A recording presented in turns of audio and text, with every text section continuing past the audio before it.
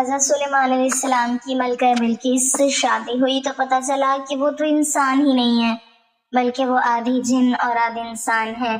پہلی رات جب حضرت سلیمان علیہ السلام ملکہ بلقیس کے پاس گئے تو دیکھا کہ بسم اللہ الرحمن الرحیم، کیا آپ نے کبھی سوچا ہے کہ ایک چھوٹا سا پرندہ ایک ایسی خبر لا سکتا ہے جو ایک پوری سلطنت کی تقدیر بدل دے؟ کیا کبھی ایسا ہوا کہ ایک ملکہ اپنے عظیم تخت، بے شمار خزانوں اور طاقتور لشکر کے باوجود ایک خط کے سامنے سوچ میں پڑ جائے؟ اور آخر وہ کون سا واقعہ تھا جسے اللہ تعالیٰ نے قرآن مجید میں محفوظ فرما کر قیامت تک کے لیے عبرت اور ہدایت کا ذریعہ بنا دیا؟ یہ داستان ہے اللہ کے عظیم نبی حضرت سلیمان علیہ السلام اور سبا کی ملکہ بلقیس کی۔ حضرت سلیمان علیہ السلام کو اللہ تعالیٰ نے نبوت کے ساتھ ایسی بادشاہت عطا فرمائی تھی جو اپنے وقت میں بے مثال تھی۔ ہوا آپ کے حکم سے چلتی تھی، جنات آپ کے حکم کی تعمیل کرتے تھے، پرندے آپ کی فوج کا حصہ تھے اور انسانوں کے بڑے بڑے لشکر آپ کے زیر فرمان تھے۔ آپ صرف ایک عظیم بادشاہ ہی نہیں بلکہ اللہ کے برگزیدہ نبی بھی تھے جو لوگوں کو توحید اور اللہ کی عبادت کی طرف بلاتے تھے۔ ایک دن حضرت سلیمان علیہ السلام اپنے لشکروں کا جائزہ لے رہے تھے۔ انسان، جنات اور پرندے سب اپنی اپنی صفوں میں موجود تھے۔ اچانک آپ کی نظر ہدہد پرندے پر نہ پڑی۔ آپ نے فرمایا کہ کیا وجہ ہے کہ میں ہدہد کو نہیں دیکھ رہا؟ کیا وہ کہیں غائب ہے؟ اگر اس کے پاس کوئی واضح عذر نہ ہوا تو میں اسے سخت سزا دوں گا۔ ہدہد زیادہ دیر غائب نہ رہا اور جلد ہی حاضر ہو گیا۔ اس نے نہایت ادب سے عرض کیا کہ اے اللہ کے نبی، میں ایک ایسی خبر لے کر آیا ہوں جس کا آپ کو علم نہیں۔ میں سبا کی سرزمین سے آیا ہوں اور وہاں میں نے ایک عجیب منظر دیکھا ہے۔ ہدہد نے بتایا کہ وہاں ایک عورت حکومت کرتی ہے جسے بے شمار نعمتیں اور اقتدار حاصل ہے۔ اس کے پاس ایک نہایت عظیم اور قیمتی تخت ہے۔ اس کی سلطنت خوشحال ہے، اس کے لوگ اس کے فرما بردار ہیں اور ہر طرف ترقی اور خوشحالی دکھائی دیتی ہے۔ لیکن میں نے ایک بہت بڑی غلطی بھی دیکھی ہے۔ میں نے دیکھا کہ وہ ملکہ اور اس کی قوم اللہ تعالیٰ کی عبادت کرنے کے بجائے سورج کو سجدہ کرتی ہے۔ شیطان نے ان کے اعمال انہیں خوبصورت بنا کر دکھا دیے ہیں اور وہ حق کے راستے سے دور ہو چکے ہیں۔ ہدہد کی یہ بات سن کر حضرت سلیمان علیہ السلام نے فوراً فیصلہ صادر نہیں کیا بلکہ فرمایا کہ ہم تحقیق کریں گے کہ تم سچ کہہ رہے ہو یا نہیں۔ یہی انبیاء کا طریقہ ہوتا ہے کہ وہ کسی خبر پر بغیر تحقیق کے فیصلہ نہیں کرتے۔ پھر حضرت سلیمان علیہ السلام نے ایک مختصر مگر نہایت بامعنی خط تحریر فرمایا۔ اس خط کا آغاز بسم اللہ الرحمن الرحیم سے کیا گیا۔ خط میں لکھا تھا کہ میرے مقابلے میں سرکشی نہ کرو اور فرما بردار بن کر میرے پاس حاضر ہو جاؤ۔ اس خط میں دنیاوی غرور کا کوئی اظہار نہ تھا بلکہ اللہ کی طرف دعوت اور حق کی طرف بلانے کا پیغام تھا۔ حضرت سلیمان علیہ السلام نے وہ خط ہدہد کے حوالے کیا اور فرمایا کہ اسے لے جا کر ان تک پہنچاؤ اور پھر دیکھو کہ وہ اس پر کیا رد عمل ظاہر کرتے ہیں۔ ہدہد تیزی سے فضا میں بلند ہوا اور طویل سفر طے کرتا ہوا سبا کی سرزمین پہنچ گیا۔ وہاں شاہی محل اپنی شان و شوکت کے ساتھ موجود تھا۔ ہدہد نے موقع پا کر خط ملکہ بلقیس کے سامنے گرا دیا اور ایک طرف ہٹ کر مشاہدہ کرنے لگا۔ ملکہ نے جب خط اٹھایا تو اس کی توجہ فوراً اس بات پر گئی کہ یہ کسی عام شخص کا پیغام نہیں۔ اس نے خط کھولا اور پڑھنا شروع کیا۔ جیسے جیسے وہ الفاظ اس کی نگاہوں سے گزرے اس کے چہرے پر سنجیدگی بڑھتی گئی۔ اس نے فوراً اپنے وزراء، مشیروں اور درباری سرداروں کو جمع ہونے کا حکم دیا۔ جب دربار سج گیا اور سب لوگ اپنی اپنی جگہ بیٹھ گئے تو ملکہ نے کہا کہ میرے پاس ایک نہایت اہم خط آیا ہے۔ یہ سلیمان کی طرف سے ہے اور اس کا آغاز اللہ کے نام سے کیا گیا ہے۔ پھر اس نے پورا خط درباریوں کو پڑھ کر سنایا۔ دربار میں خاموشی چھا گئی۔ سب لوگ ایک دوسرے کی طرف دیکھنے لگے۔ یہ ایک غیر معمولی پیغام تھا۔ درباریوں نے اپنی طاقت کا ذکر کرتے ہوئے کہا کہ ہم جنگی قوت رکھتے ہیں، ہمارے پاس مضبوط لشکر ہے اور ہم لڑائی کی بھرپور صلاحیت رکھتے ہیں، لیکن حتمی فیصلہ آپ کے ہاتھ میں ہے۔ ملکہ بلقیس محض طاقت کے بل پر حکومت کرنے والی حکمران نہیں تھی، بلکہ وہ عقل مند اور دور اندیش بھی تھی۔ اس نے جلد بازی سے جنگ کا اعلان نہیں کیا۔ اس نے کہا کہ جب بادشاہ کسی ملک میں زبردستی داخل ہوتے ہیں تو اسے تباہ کر دیتے ہیں اور وہاں کے معزز لوگوں کو ذلیل کر دیتے ہیں۔ میں پہلے حالات کو سمجھنا چاہتی ہوں۔ اس کے ذہن میں ایک اہم سوال گردش کر رہا تھا، کیا سلیمان صرف ایک طاقتور بادشاہ ہیں یا واقعی اللہ کے نبی ہیں؟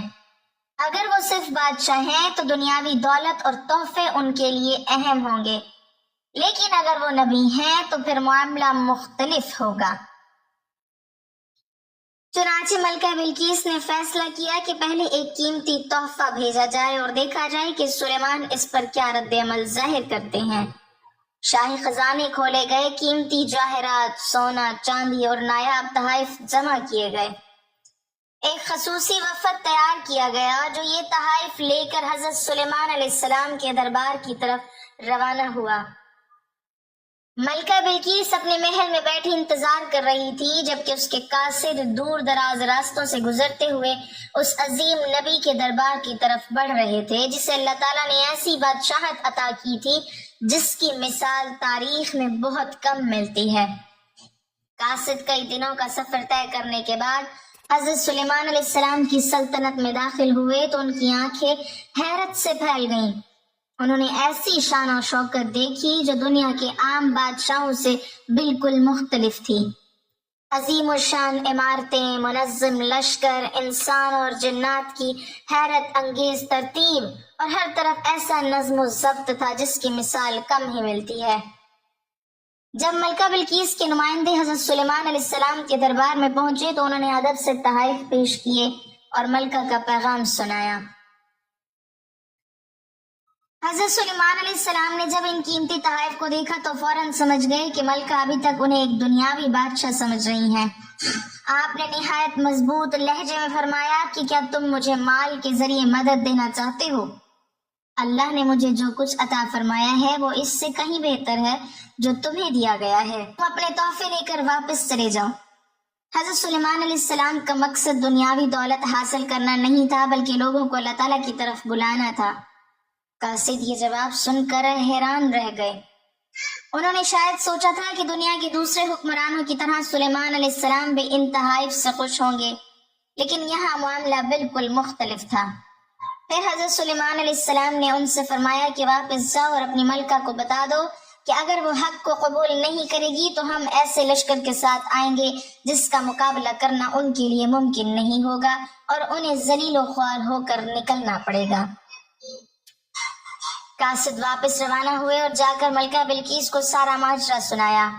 ملکہ نے جب یہ جواب سنا تو اس کی سوچ مزید گہری ہو گئی۔ اب اسے یقین ہونے لگا کہ سلیمان کوئی عام بادشاہ نہیں۔ اگر وہ صرف اقتدار کے خواہش مند ہوتے تو اتنے قیمتی تحائف کبھی واپس نہ کرتے۔ اس نے محسوس کیا کہ اس دعوت کے پیچھے کوئی بڑی حقیقت موجود ہے۔ چنانچہ اس نے خود حضرت سلیمان علیہ السلام سے ملاقات کرنے کا فیصلہ کیا۔ اس کے حکم پر سفر کی تیاریاں شروع ہو گئیں۔ شاہی قلعہ تیار ہوا، محافظ مقرر کیے گئے اور ملکہ اپنی سلطنت سے روانہ ہونے کی تیاری کرنے لگی۔ دوسری طرف حضرت سلیمان علیہ السلام کو بھی اطلاع مل گئی کہ ملکہ بلقیس ان کی طرف آ رہی ہیں۔ اسی دوران آپ نے اپنے درباریوں سے فرمایا کہ تم میں سے کون ہے جو اس کے مسلمان ہو کر پہنچنے سے پہلے اس کا تخت میرے پاس لے آئے۔ یہ کوئی معمولی تخت نہیں تھا بلکہ سبا کی سلطنت کی شان سمجھا جاتا تھا۔ سونے، جواہرات اور قیمتی دھاتوں سے مزین یہ تخت ملکہ کی طاقت اور اقتدار کی علامت تھا۔ دربار میں موجود ایک طاقتور جن نے عرض کیا کہ میں اسے آپ کے پاس اس سے پہلے لا سکتا ہوں کہ آپ اپنی جگہ سے اٹھیں۔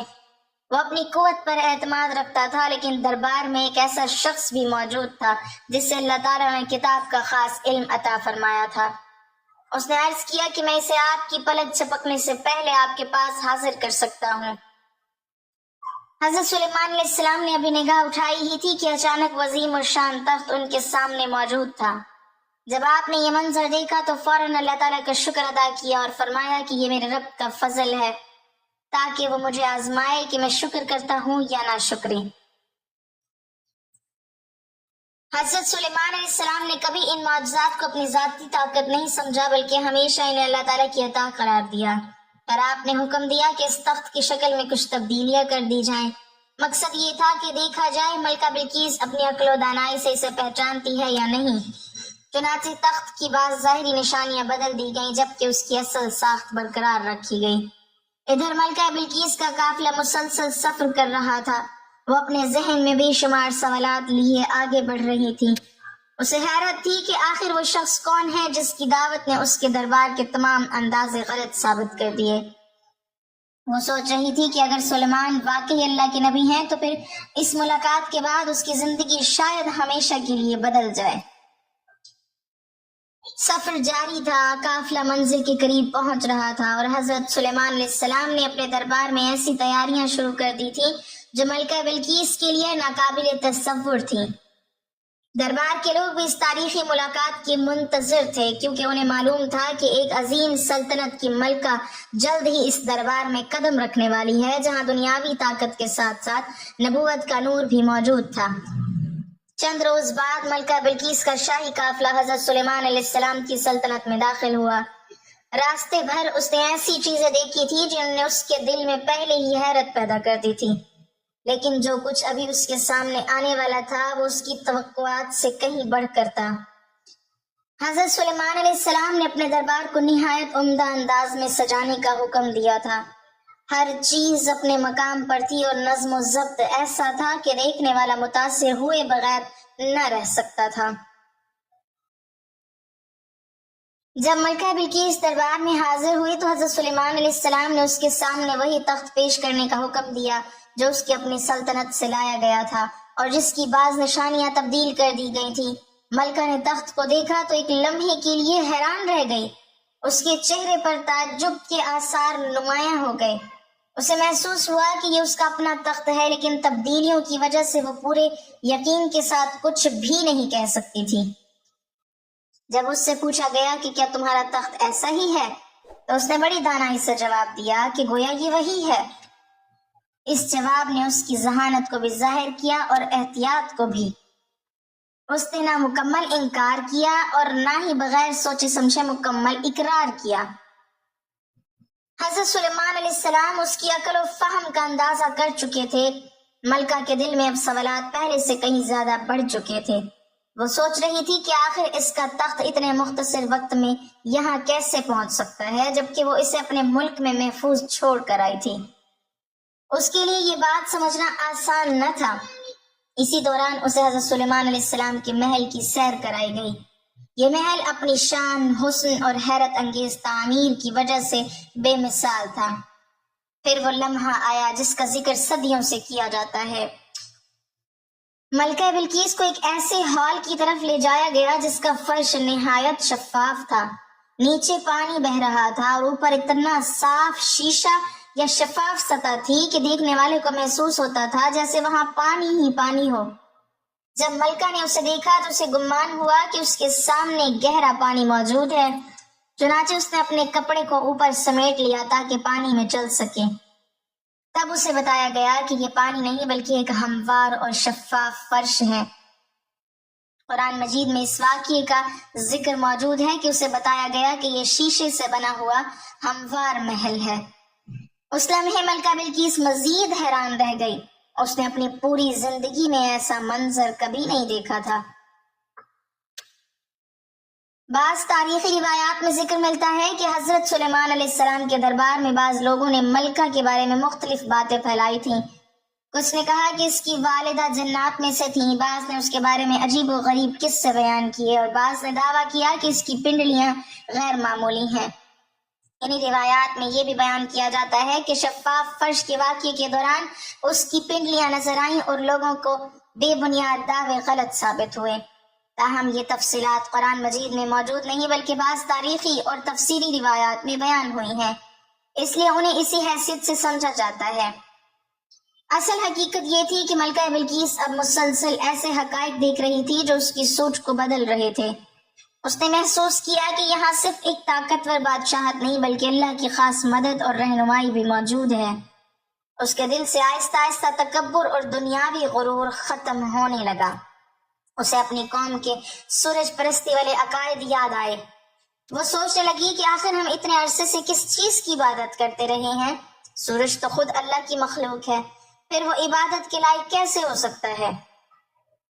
دوسری طرف حضرت سلیمان علیہ السلام نے بھی ملکہ کے ساتھ کوئی سختی نہیں کی بلکہ حکمت، دلیل اور بہترین انداز میں اسے حق کی طرف متوجہ کیا۔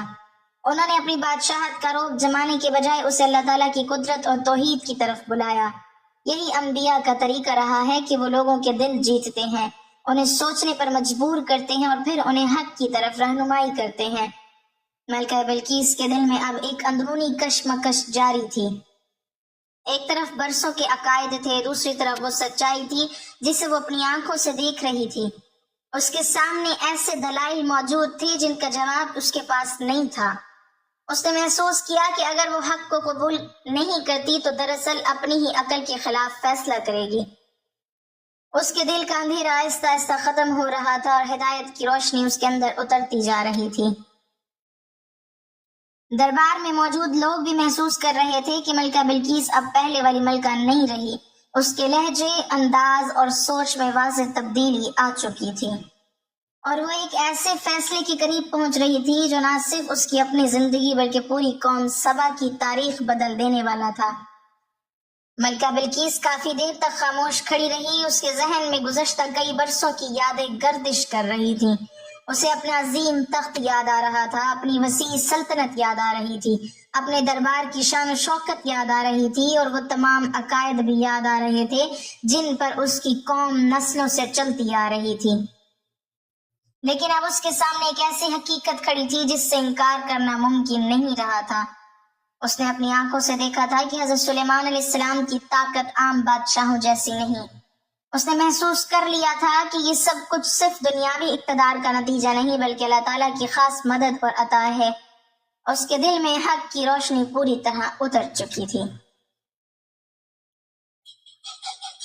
آخر کار اس نے وہ تاریخی الفاظ کہی جنہیں قرآن مجید نے ہمیشہ کے لیے محفوظ کر دیا۔ اس نے عرض کیا کہ اے میرے رب، بے شک میں نے اپنی جان پر ظلم کیا اور اب میں سلیمان کے ساتھ اللہ رب العالمین کی فرما بردار ہو گئی ہوں۔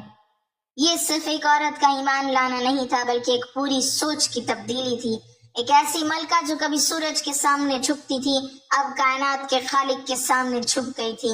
ایک ایسی حکمران جو کبھی اپنی سلطنت کو سب کچھ سمجھتی تھی اب اسے معلوم ہو چکا تھا کہ اصل بادشاہت اللہ تعالیٰ کی ہے۔ حضرت سلیمان علیہ السلام نے اس کے ایمان کو خوشی سے قبول فرمایا۔ قرآن مجید یہاں تک کے ہی واقعے کو بیان کرتا ہے، اور اصل مقصد بھی یہی تھا کہ لوگوں کو توحید، نبوت اور ہدایت کا پیغام دیا جائے۔ بعد کے زمانوں میں مورخین و مفسرین نے اس واقعے کی مزید تفصیلات بھی نقل کی ہیں۔ انہی روایات میں یہ ذکر ملتا ہے کہ ملکہ بلقیس نے ایمان لانے کے بعد حضرت سلیمان علیہ السلام سے شادی کر لی تھی۔ بعض روایات کے مطابق شادی کے بعد وہ کچھ عرصہ حضرت سلیمان علیہ السلام کے ساتھ رہی، جبکہ بعض کے مطابق حضرت سلیمان علیہ السلام نے اسے دوبارہ سبا کی حکمران مقرر کر دیا اور وہ اپنی سلطنت کے انتظامات سنبھالتی رہیں۔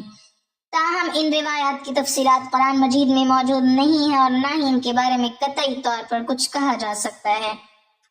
اسی طرح بعض تاریخی روایات میں ملکہ بلقیس کی شخصیت، اس کے خاندان، اس کی والدہ اور اس کی زندگی کے دیگر پہلوؤں کے بارے میں مختلف قصے بیان کیے گئے ہیں، لیکن ان میں سے بہت سی باتوں کی مضبوط تاریخی سند موجود نہیں۔ جو بات یقینی اور قطعی ہے وہ یہ ہے کہ ملکہ بلقیس ایک عقل مند، سمجھدار اور دور اندیش حکمران تھی۔ جب اس کے سامنے حق واضح ہوا تو اس نے ضد، غرور اور اقتدار کی محبت کو اپنے فیصلے پر غالب نہیں آنے دیا۔ اس نے حقیقت کو قبول کیا، حالانکہ ایسا کرنا ایک حکمران کے لیے آسان نہیں ہوتا۔ دنیا کی تاریخ میں بہت سے بادشاہ اور حکمران گزرے ہیں جنہوں نے اپنے اقتدار کو بچانے کے لیے حق کو ٹھکرا دیا، لیکن ملکہ بلقیس نے اقتدار سے زیادہ سچائی کو اہمیت دی۔ یہی وجہ ہے کہ اس کا ذکر قرآن مجید میں عزت کے ساتھ کیا جاتا ہے۔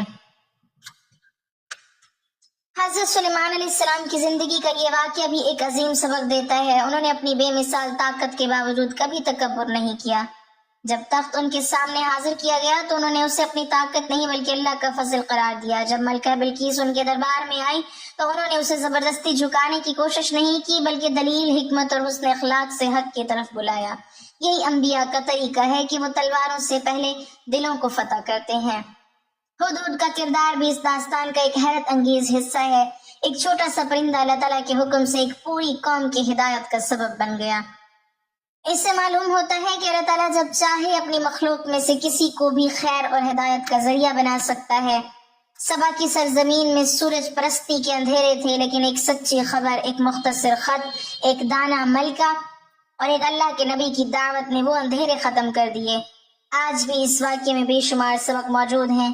یہ ہمیں سکھاتا ہے کہ طاقت مل جائے تو شکر کرنا چاہیے، علم مل جائے تو عاجزی اختیار کرنی چاہیے، حق واضح ہو جائے تو اسے قبول کر لینا چاہیے اور غلطی کا احساس ہو جائے تو اس پر اصرار نہیں کرنا چاہیے۔